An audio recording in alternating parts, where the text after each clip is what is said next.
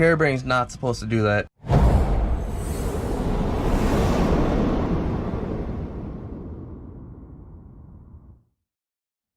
How's it going, everybody? Welcome back to my channel. If you've watched my videos before, thanks for watching this one as well. If you're here just because something popped up in the search bar, make sure you like and subscribe if you like this content.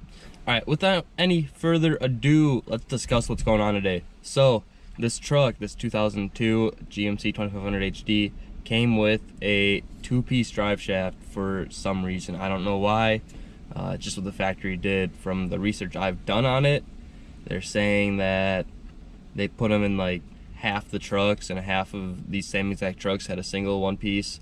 I don't know why, like I just said, but due to the little bit of research I've done, I ended up and I bought a one-piece drive shaft. So why'd I buy a one-piece drive shaft? Well, I've been hearing some squeaking lately. Went up underneath the truck and realized my carrier bearing's bad. This is like the 5th time the OEM one has gone bad in my truck. The first time was after my tranny got replaced, and then just random times after that. All of those I had put in professionally by a shop, and I didn't do any of those myself. So why it blew or why it gave, I don't know. I'll show you guys what it looks like, but I just figured I'm gonna drop the little bit of cash that it takes and get the one-piece drive shaft so this doesn't happen again. Well, the two-piece drive shaft isn't all bad. I just wanted to get rid of it because, like I said, it was eating the carrier bearings. Some trucks you do need a two-piece drive shaft, mainly for ease of balancing. I know the long beds, the crew cab long beds, they all came with 2 pieces from the factory because you have such a long wheelbase transfer case, end of the transfer case to your rear axle, that you kind of need a 2-piece.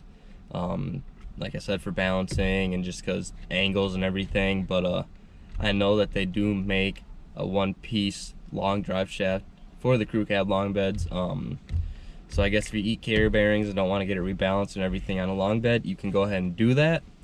But I didn't worry too much about that because obviously I have the crew cab short bed. The pros of the 1-piece on my truck, I don't know the difference in horsepower ratings. I know I'm going from a heavy steel one to a lighter aluminum one. A lot of the research people were saying was that it feels a lot smoother. That's about all I really know on that. It feels a lot smoother, no carrier bearings, 2 U-joints instead of 3. I had to get this drive shaft from Driveshaft Pro. They're a California-based shop, and there's one right by me in San Diego. They have super good customer service, and the prices for everything they do is really good. So out here right now, this is the Magic. So this came in a pretty well packed box. Let's go ahead and flip it up over here carefully. And then this is what it is, nice and shiny, single 1-piece aluminum. It's got 2 solid U-joints in it, non-greasable. A little warranty sticker, so there are warranties on these parts. And it seems to be, you know, not damaged at all in the shipping, which is fantastic. Down here, here's the old crusty single 1-piece steel. U-joints on this one are greasable. I just did it recently and they're still not, you know, terrible. But the real problem we're looking at is right here. So it should not be sitting like that down on the carrier bearing. Carrier bearing's not supposed to do that. If that happens, you need to get it replaced. You can drive on it for a little bit and be fine, but the longer you do that, the worse it's gonna get. And the whole carrier bearing, it could ruin your drive shaft, and it's really annoying. So the way you do this, what you're gonna do now is there's just 2 bolts. 1, 2. You got your 4 bolts back here in the strapping, and then it pretty much is just a dropout application. So what you really have to do now is these 4 strapping bolts are kind of a pain.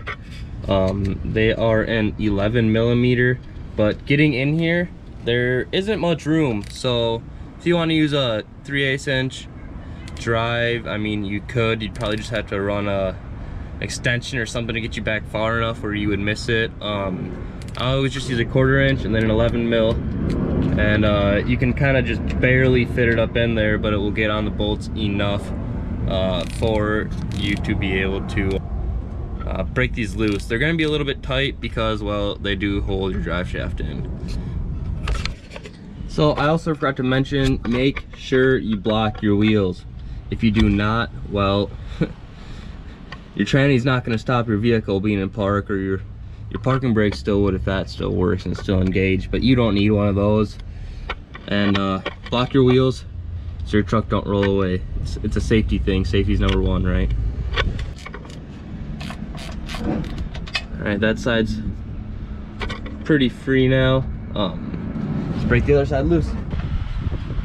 So like I said, this is somewhere where you're gonna need that flex head, or of course you can always just try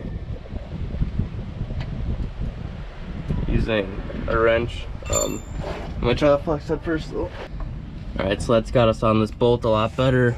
Just gonna push it in to make sure. Oh, she's tight.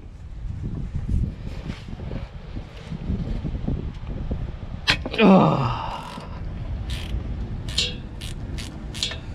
And there she goes. Now for the other one, or both one.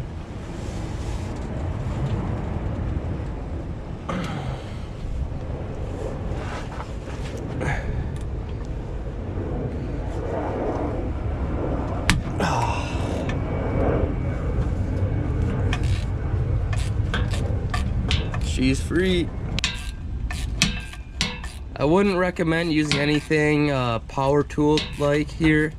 It's just your chance of stripping out these strapping bolts and needing a new one are way too high at that point.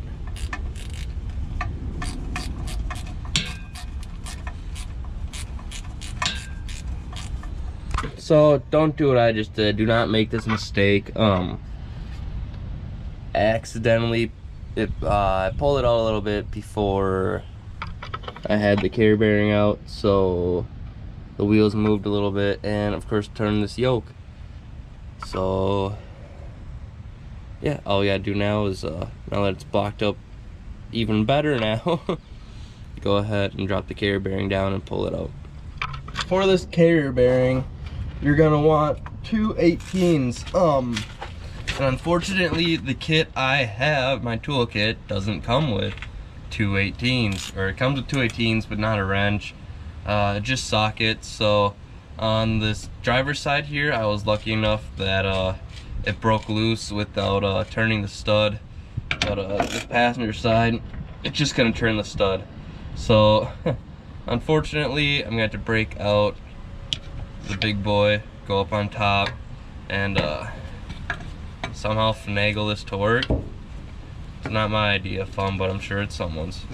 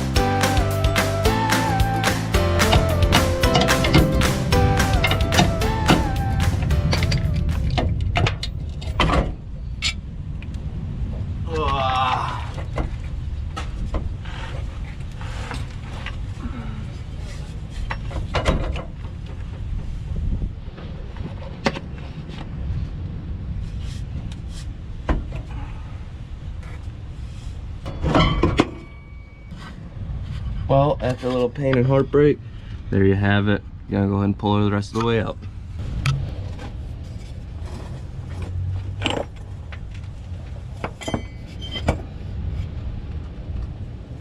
Alright, so now we're back under here. This is where everything becomes kind of a pain in the ass, because you gotta try to line everything up and just kind of pray and hope that it fits. I'm really hoping it's the right length. It looked like it should be, and they said it was for this truck. Just getting it in is kind of a pain. So what you want to do is line up down there first.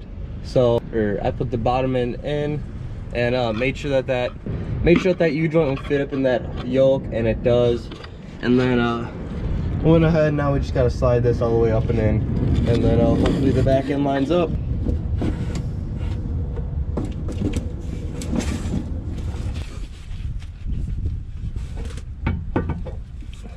Oh, so close to getting it on the first try. Boom, perfect. Second try, 2 times the charm. Insulation is just reverse taking it apart.